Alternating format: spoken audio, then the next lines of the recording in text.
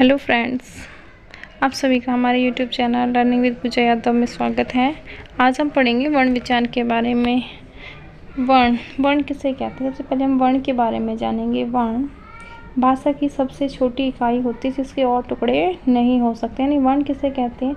वर्ण कहते हैं भाषा की सबसे छोटी इकाई जिसके और टुकड़े नहीं हो सकते, वो क्या कहलाते हैं? वर्ण कहलाते हैं।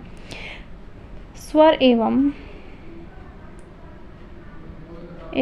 स्वर रहित व्यंजन भी क्या कहलाते हैं? वर्ण कहलाते हैं।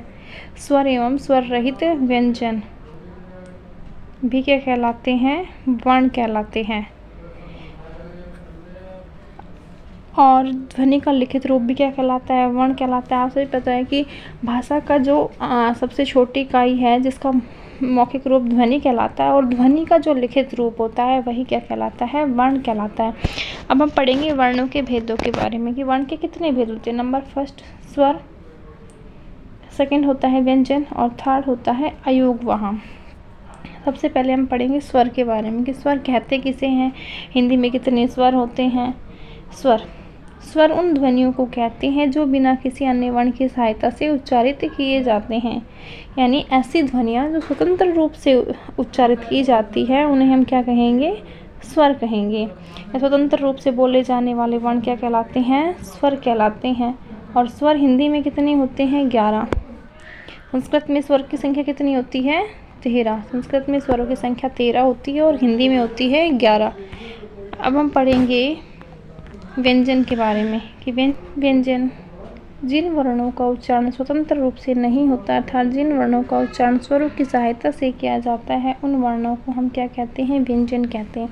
यानी ऐसे वर्ण जो बिना स्वरों की सहायता से उच्चारित नहीं हो सकते उनको हम क्या कहेंगे? व्यंजन कहेंगे। जैसे देखो कै है, ये कै जब हम इसका उच्चारण करते हैं तो इसमें से ध्वनि किसकी आती है? ए की आती है। यानी हम इनका उच्चारण नहीं कर सकते। यानी इनको लिख तो सकते हैं, नीचे हलंत लगा के इनको हम लिख सकते हैं, लेकिन इनका उच्चारण बिना स्वरों की सहायता से नहीं हो सकता। इसीलिए क्या कहलाते हैं? व्यंजन कहलाते हैं। स्वम राजन्ते इति स्वरा, यानी स्वर जो होते हैं वो स्वयं ही राज करते हैं, लेकिन व्यंजन जो होते हैं वो क्या होते हैं? पराधीन होते हैं। यानी जो स्वरों के अधीन होते हैं उच्चारण के लिए। यानी उच्चारण जो होता है वो स्वरों की सहायता से ही कर सकते हैं हम व्यंजनों का। अब हम पढ़ेंगे अयोगवाह।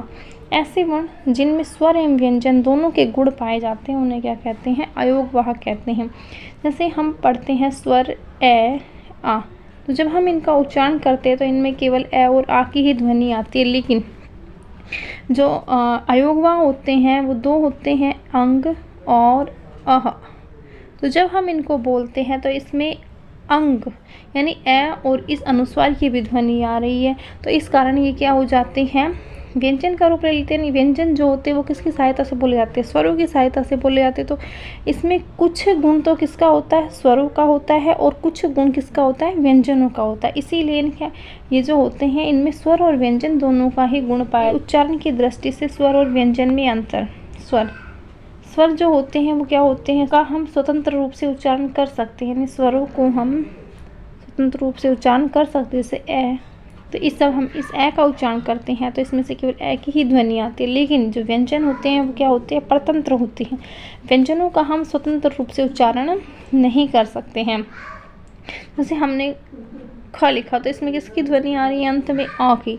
तो इसका उच्चारण जो होता है वो स्वरों की सहायता से हो रहा है, इसीलिए स्वर स्वतंत्र होते हैं और व्यंजन जो होते हैं वो परतंत्र होते हैं। स्वाधीन, स्वर जो होते हैं वो स्वाधीन होते हैं, स्व उपसर्ग यानी अपने अधीन होते हैं, लेकिन व्यंजन पराधीन होते हैं।